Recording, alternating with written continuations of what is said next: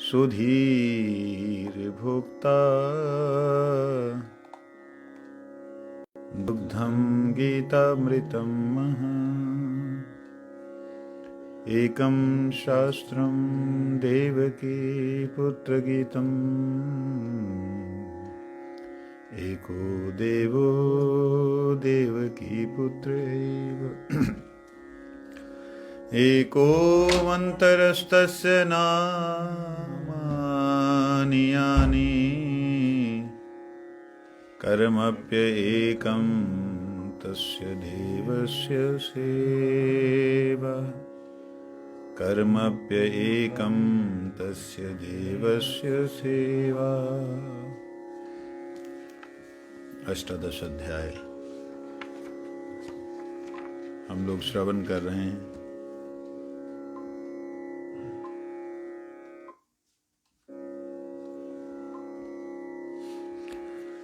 तिरपन नंबर श्लोक। अहंकारम बलम दर्पम कामम क्रोधम परिग्रहम विमुच्य निर्ममः शांतो ब्रह्म भूयाय कल्पते। कल इसको हमने श्रवण किया था, आज पुनः इसका उच्चारण करें।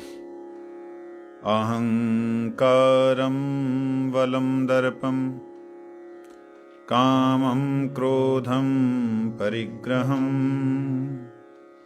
विमुच्य निर्ममः शांतो ब्रह्म भूयाय कल्पते। अहंकारं बलं दर्पं कामं क्रोधं परिग्रहं विमुच्य निर्ममः शांतो ब्रह्म भूयाय कल्पते।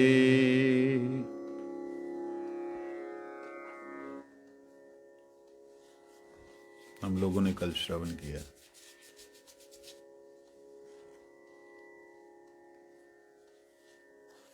अहंकार के विषय में,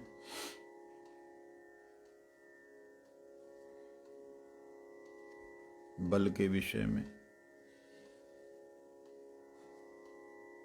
दर्प के विषय में आज श्रवण करेंगे। काम क्रोध परिग्रह।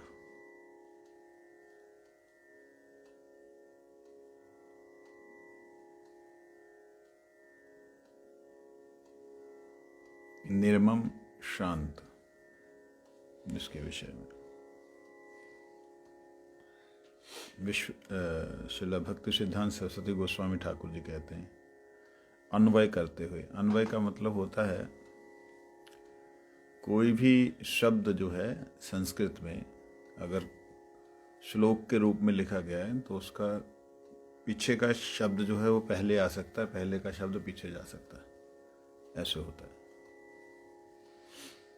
ऐसे ही अन्य भाषाओं में भी देखा जाता है। जैसे मैं वहाँ पर आ रहा हूँ, जहाँ वो यहाँ पर आया है, तो ऐसा नहीं होता कि वो मतलब ही, वहाँ मतलब वेयर या देयर, ही देयर आया है, केम, इज, आखिर में इज नहीं आता। ही इज केम देयर, ठीक है ना। तो वो ही इज पहले आ गया, तो इज आखिर में नहीं आया। जैसे वो यहाँ पर आया है, वो ही मतलब वहाँ, देयर, ये नहीं आ रहा। इस तरीके से इसको बोलते अन्वय। तो अन्वय जो होता है उसमें शब्द, उसमें अर्थ जो है प्रकाशित होता है। और अन्वय ना करने से, जहाँ अन्वय गलत होने से अनर्थ भी प्रकाशित होता है। तो इसलिए अन्वय करने वाला जो है उसके ऊपर बहुत कुछ डिपेंड करता है। यहाँ कहते हैं अहंकार, कहते हैं देह आत्माभिमानी। जो देह को आत्मा समझता है, ऐसा जो अभिमानी है, अभिमान जो देह में हो, उसे कहते हैं अहंकार। बल जो अपने रूप का, कल को बताया था ना, ज्ञान का, रूप का, बुद्धि का, मन का, अपने किसी काम के ऊपर बल, उसका जो बल का अभिमान है, मैंने ये कर दिया, मैंने ही किया था, अरे मैं नहीं होता तो होता नहीं, ये है अभिमान, बल, अपने बल का प्रदर्शन या बल के बारे में सोचना। और उस बल के कारण अभिमान अलग तरह का खड़ा होना, वो कहते हैं दर्प। काम, संसारिक इंद्रियों की तृप्ति के लिए, हमारी ये चक्षुकरण, नासिका, जिह्वा, इसकी तृप्ति के लिए इसके विषय जो कि संसार से उत्पन्न है और नश्वर है, इसके विषय जो कि संसार से उत्पन्न हैं और नश्वर हैं, उनके प्रति आकर्षित होना, या उनको ग्रहण करना, या उनको भोग करना, उसे कहते हैं काम। जैसे कोई किसी को प्राप्त होते हैं ये भोग, लेकिन वो भोगों को भोगता नहीं, भगवान को अर्पण करता है। तो प्राप्त होना अलग है, भोगना अलग है। नहीं समझे? जिह्वा का रस प्राप्त हुआ, बहुत बढ़िया स्वादिष्ट भोजन आया, महाप्रभु कहते हैं देखो भक्तों को खिलाओ, मेरे को शाकन्न दो, मेरे को रूखा सूखा दो। लिया तो उन्होंने भगवान का जो 56 भोग लगा हुआ, लेकिन भक्तों को बांट दिया। तो एक होता है प्राप्त होना, एक होता है भोग करना। भोग इच्छा होना, इंद्रियों के सुखों को प्राप्त करने की इच्छा होने का नाम काम है। क्या बोलते हैं? आत्मेंद्रिय प्रतिवांछा, तारे बोले काम, कृष्ण इंद्रिय प्रतिवांछा धरे प्रेम नाम। अपने इंद्रियों की तृप्ति के लिए जो भी किया जाता है उसे काम कहते हैं। लो जी, भगवान की इंद्रियों के लिए, तृप्ति के लिए किया जाता है तो भगवान को काम ही बोलना चाहिए। हमारी इंद्रियों की तृप्ति के लिए तो हमें तो काम ही कह दिया, और भगवान की इंद्रियों के महाकाम ही होना चाहिए। नहीं, ऐसा नहीं, तो समझने वाली बात है। काम का मतलब होता अपनी आत्मेंद्रिय तृप्ति। कृष्ण भी आत्मेंद्रिय तृप्ति नहीं करते, वो अपने रूप को देख करके स्वयं मोहित नहीं होते। भक्त का रूप इतना सुंदर नहीं होता है कि वो गोविंद से भी ज्यादा सुंदर हो, लेकिन भक्त को सुख देने के लिए भगवान सुंदर उसके सामने टेढ़ी चितवन लेके खड़े होके उसे सुख दे रहे हैं। ना तो भगवान अपने इंद्रियों की तृप्ति कर रहे हैं, ना भक्त अपने इंद्रियों की तृप्ति कर रहा है। दोनों एक दूसरे को सुख देने के लिए अपने आनंद को, अपने सुख को, अपने समर्थ को, अपने प्रेम को प्रदर्शित कर रहे हैं, दे रहे हैं। इसी को वास्तविकता में प्रेम बोलते हैं। भक्त गुरु जी कहते भक्त कौन? जो भगवान में भक्तिमान। और भगवान कौन? जो भक्त में भक्तिमान। जो भक्त के प्रति भक्ति युक्त है वो भगवान है। भक्त के प्रति भक्ति युक्त का मतलब क्या है? भक्त को प्रसन्न करने के लिए वो कुछ भी करते हैं,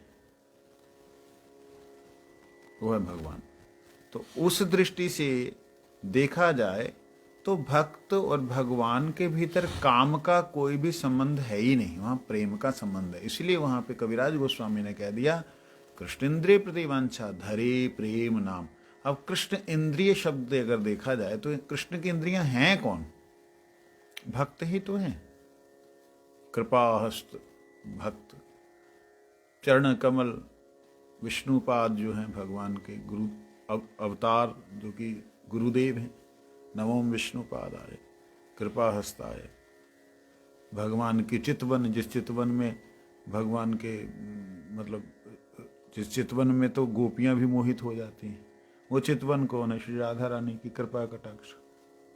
इस तरीके से भगवान का अंग प्रत्यंग जो है वो भक्तों की भावनाओं से ही भरा हुआ है। नॉट बना हुआ, गलती से निकल गया शब्द, भरा हुआ है। तो इसलिए भगवान में भी काम नहीं और भक्त में भी, लेकिन भगवान के अंदर कामना पैदा कर देते हैं भक्त। ये बड़ी विचित्र बात है। खुद के अंदर तो है ही नहीं कामना, भक्तों के अपने हृदय में तो कामना है नहीं, लेकिन भगवान के हृदय में कामना पैदा कर देते। ऐसा कैसे हो सकता है? वो तो आप्त काम है, पूर्ण काम है। भगवान को पूर्ण काम का, उनके अंदर तो कोई काम हो ही नहीं सकता। इच्छा मतलब का मतलब इच्छा हो ही नहीं सकती। कहते हैं हाँ, उनके अंदर भी इच्छा पैदा कर देते हैं। क्या इच्छा पैदा कर देते? भक्त भगवान की सेवा करके जब कुछ भी नहीं चाहता, तब भगवान भी उसको इसी प्रकार से सेवा करना चाहते हैं। Every action equal opposite reaction. वो ऐसा देना चाहते हैं कि जिससे कि वो भगवान भी उससे कुछ ना चाहें, उसको आनंद दें, सेवा करें। करना चाहते हैं, बट भक्त करने नहीं देता। भक्त हमेशा जीत जाता सेवा करके। इसलिए भगवान भी जो पूर्ण काम है वो आप्त काम बन जाते हैं। वो भी इच्छा करने लग जाते हैं, मैं कैसे इसको मतलब इसकी सेवा करूं। तो ये चीज है। इसलिए काम जो है वो काम कहा गया, उस काम को छोड़ने के लिए कहा गया है। जो इच्छा, जो काम हमारी इंद्रियों की तृप्ति के लिए, ये उस काम को छोड़ने के लिए नहीं। काम कृष्ण कर्मर्पणे कामम तुदस्से न तु काम काम्या, ये कहा जो भागवत में और कविराज गोस्वामी ने कि कामम तुदास्य, भगवान की सेवा के लिए कामना, भगवान की सेवा के लिए इच्छाएं, ऐसे ऐसे ऐसे ऐसे करूं, उसके लिए तो उन्होंने कहा कि वो तो करना है। अरे भैया, गीता जी में भगवान कहते कामेश क्रोधेश रजोगुण समुद्भवा महाचना महापापमा विद्येनम वैरिनम, यह वैरिनम, ये सारे शत्रु हैं। भक्त कहता जो शत्रु हैं वो भी हमारे मित्र हैं। क्यों? कहते अगर इच्छा ही नहीं होगी सेवा की तो बंदा सेवा क्या करेगा? तो इसलिए यहां पर जो काम शब्द बोला गया है ये केवल मात्र इंद्रियज काम की बात हो रही है, आत्मज काम नहीं। आत्मा से उत्पन्न इच्छा नहीं, इंद्रियों से उत्पन्न इच्छा, उसका त्याग करने के लिए बोल रहे हैं।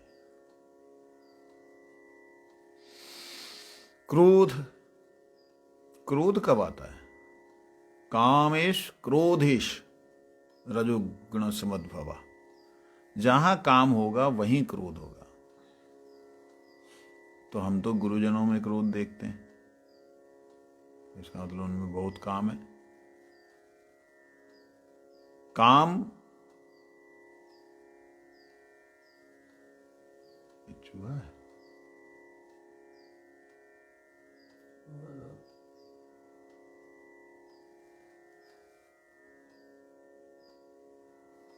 कामेश क्रोधेश रजोगुण समुद्भवा। जहां काम तहां नहीं राम, रवि रजनी नहीं मिले एको ठाम। जहां काम है वहां राम नहीं हो सकते, सूरज और अंधेरा एक साथ कभी नहीं हो सकते। तो इसलिए कहते हैं काम जब होता है वो पूरा ना हो, उसमें पूरा ना हो, एक बाधा आ जाए, दो, तभी क्रोध होता है। तो इसलिए कामम क्रोधम परिग्रहम,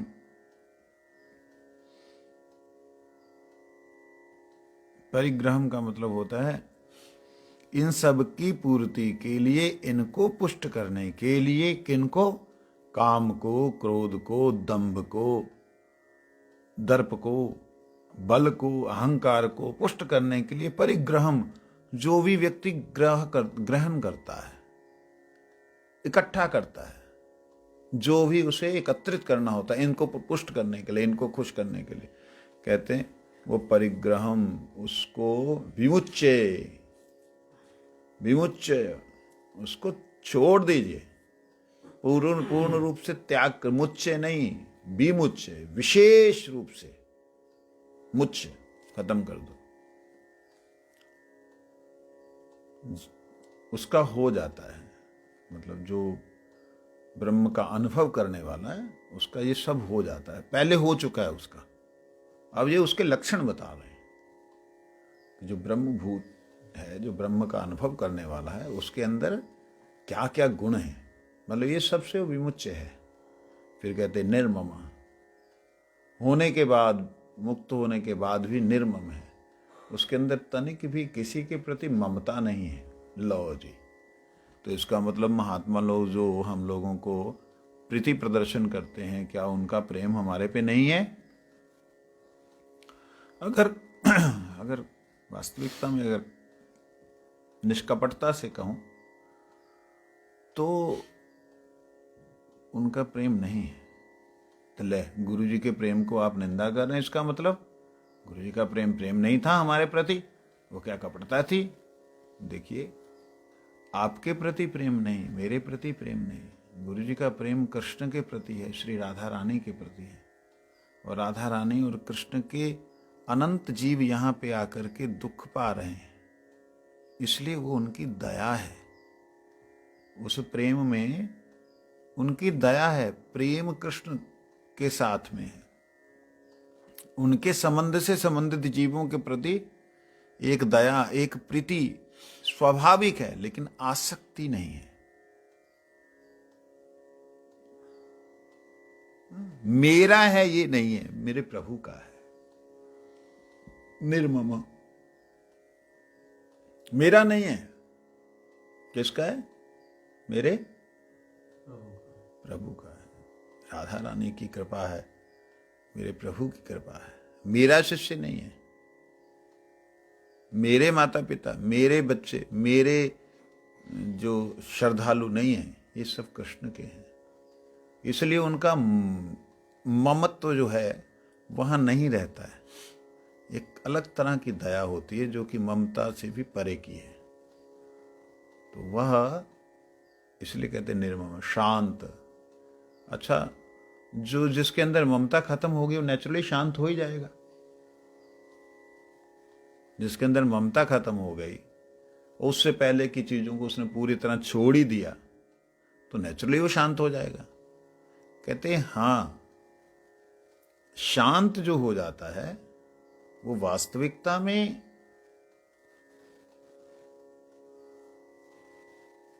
ब्रह्म का अनुभव कर सकता है। अब शांत अशांत, ये इसका अगर परिभाषा की जाए तो बहुत बड़ी इसकी व्याख्या हो जाएगी।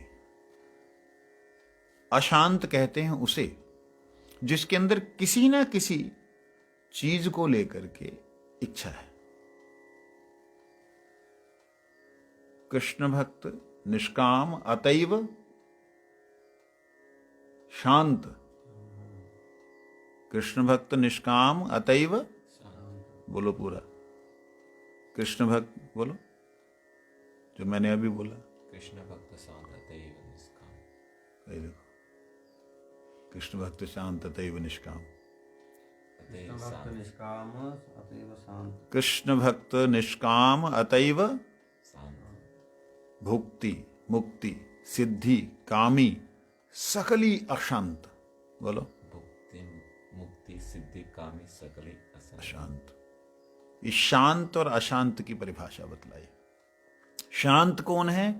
जो अज्ञान और ज्ञान से उपरत हो गया, वो शांत हो सकता है। ज्ञान का भी एक तरह से, ज्ञान में भी अशांति है। ऐसे कैसे हो सकता है? ज्ञान तो ब्रह्म है, उसमें अशांति कैसे हो सकती है? अज्ञान माया है, माया में चलो मान लिया अशांति, ज्ञान में अशांति कैसे हो सकती? कहते ज्ञान में अशांति नहीं, लेकिन वो शांति भी जो छोड़ दे, वो ब्रह्म की जो शांति है, जहां पे कोई भी भगवत अनुभूति की बात नहीं है, भगवत प्रेम की बात नहीं है, भगवान से युक्त नहीं हुआ है, भगवान के प्रकाश मात्र से युक्त हुआ है, वो अज्ञान और ज्ञान, उन दोनों से जो उपरति को प्राप्त हो गया है। उपरति को प्राप्त होना मतलब पूरी तरह निकल जाना। अब देखिए, भुक्ति मुक्ति सिद्धि कामी। भुक्ति संसार के भोग, जितने भी इस संसार में लोग हैं उनमें से 95% लोग, 99% लोग 99.09%, 99.01%, मतलब 99.9% ही लगाइए। ये सारे के सारे लोग संसार में सुख चाहते हैं, भगवान से उस सुख की, या उस परमात्मा से जिसको मानते हैं, उस देवी देवता या किसी भी भूत प्रेत इत्यादि से, वो इस संसार के सुख की ही अभिलाषा करते हैं।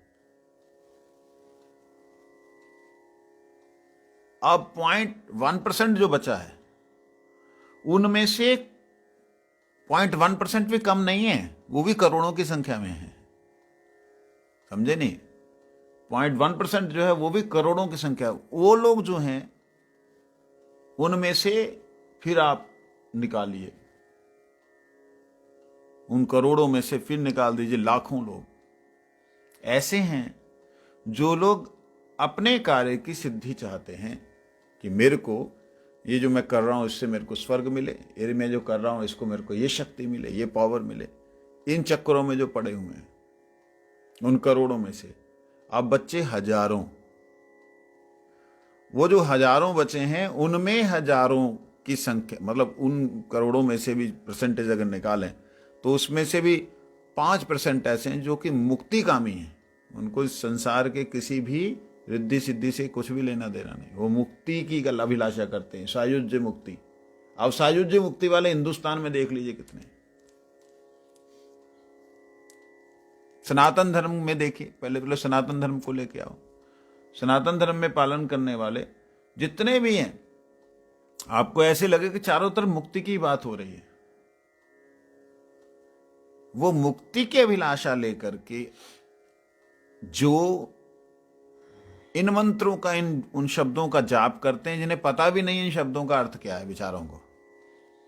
सोहम शिवोहम अहम ब्रह्मस्मि प्रज्ञानाम ब्रह्म अहम आत्मा ब्रह्म इत्यादि इन वाक्यों का प्रयोग करते हुए जो लोग, उनको पता ही नहीं है बेचारे क्या कर रहे हैं। लाखों ने, करोड़ों की संख्या में हिंदुस्तान में, आप लोग जानते नहीं। 5% बचे ही गए नहीं कुछ। अब मतलब अब 1 करोड़ में 1 आदमी जो है, अब 1 करोड़ में ना, हाँ 1 करोड़ में 1 आदमी लगाइए, 125 करोड़ है तो 1 करोड़ में 1 आदमी मतलब 125 लोग। 125 लोग होंगे जो भगवान की भक्ति, भगवान की सेवा की प्राप्ति के लिए करना चाहते हैं। जो भगवान की सेवा की प्राप्ति के लिए करना चाहता है, उसके अंदर कोई कामना जब है ही नहीं, उसको क्या चीज अशांत कर सकती है? मुक्ति कामी के अंदर भी मुक्ति की चाहत है, मुक्ति मिले इसके लिए प्रयास कर रहा, चेष्टा कर रहा, कोशिश कर रहा, मंत्र ये सब कुछ कर रहा है। उसके अंदर भी एक लालसा है। जब तक लालसा रहती है तब तक व्यक्ति शांत हो ही नहीं सकता। इसीलिए कहा है अज्ञान और ज्ञान से उपरति को प्राप्त जो व्यक्ति है वही शांत है। और ऐसा जो शांत है ब्रह्म भूयाय, वही ब्रह्म भुवाय, अर्थात ब्रह्म को अनुभव, ब्रह्म अनुभवाय, ब्रह्म का अनुभव करने वाला होता है। हमने कहां से शुरू किया था? ये हमने शुरू किया था ब्रह्म ज्ञान, पहले तो माया, उसके बाद में ब्रह्म, फिर ब्रह्म ज्ञान, फिर एक है ब्रह्म ज्ञान ज्ञानी, और एक है ब्रह्म का अनुभव करने वाला, ब्रह्मविद और ब्रह्मवादी और ब्रह्मविद विद। एक है जिसने ब्रह्मवाद, वाद विवाद कर रहा ब्रह्म का, खाली अनुभव नहीं है। एक है ब्रह्मविद जो ब्रह्म का अनुभव कर चुका है। तो कहते जी ब्रह्मविद ब्रह्मैव भवति, ब्रह्म को जानने से ब्रह्म ही हो जाता है। बिल्कुल हो जाता है, इसमें क्या संदेह। लेकिन पर ब्रह्म नहीं होता, वो हो भी नहीं सकता, क्योंकि ब्रह्म तो परब्रह्म की शक्ति है। ये वो शक्ति है, यतो वायुमानि भूतानि जायन्ते येन जातानि जीवन्ति यत् अविशन्ति विशन्ति तद्विद जिज्ञास तदैव ब्रह्म। जहां से 3 क्रियाएं होती, ये वो पराशक्ति है। कई बार बड़े बड़े पंडित लोग जो है ना,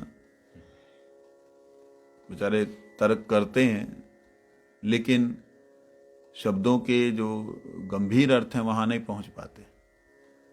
तो इसके लिए जब तक अनुभव नहीं होगा तब तक आप उन गंभीर अर्थों तक नहीं पहुंच सकते।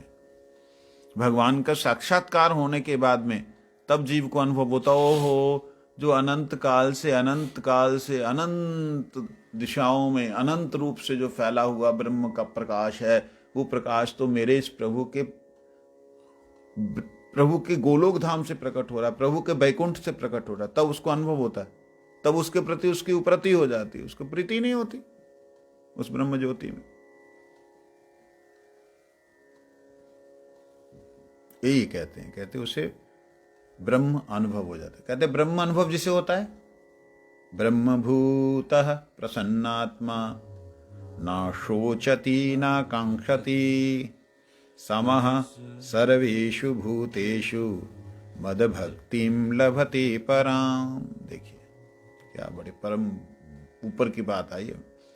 अब उसे अनुभव हुआ, पहले था हवाई में था, दूसरे ने देख लिया, सनत कुमार ने जब देखा अटक गए। जो नाखूनों को देख रहा वहीं रह गया, जो मुखारविंद को देख रहा वहीं रह, जो कमल को देख रहा वहीं, जो जहां था वहीं रह गया, टिक गए। ये है ब्रह्म भूयाय, अर्थात उस ब्रह्म के उद्भुत स्थान में पहुंच करके ब्रह्म का साक्षात दर्शन करना। दर्शन करने के बाद मद भक्ति लभते परम, उनको पराभक्ति अर्थात अपनी श्रेष्ठ सेवा भगवान प्रदान करते हैं। कैसे करते हैं ये हम लोग कल श्रवण करेंगे।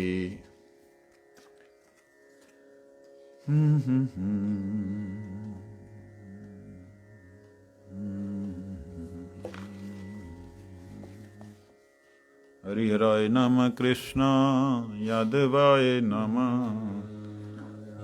यादवाय माधवाय केशवाय नमः, गोपाल गोविंद राम श्री मधुसूदन, गिरिधारी गोपीनाथ मदन मोहन, श्री चैतन्य नित्यानंद श्री अद्वैत सीता, हरि गुरु वैष्णव भागवत गीता। जय गोप सनातन भट्ट रघुनाथ, श्री गोपाल भट्ट दास रघुनाथ। ऐसे गोसाईर करी चरण वंदन, जायते विघ्न नाश अभिष्ट पुराण। ऐसे गोसाई यार मोहि तारदास, दासवार पद रेणु मोर पंचग्रास। तादिर चरण सेवी भक्त सानेवास, जन्मे जन्मे है अभिलाष। ऐसे गोसाई जबे ब्रज कैलावास, राधा कृष्ण नित्य लीला करिला प्रकाश। आनंदे बोलो हरि भजो वृंदावन, श्री गुरु वैष्णव पदे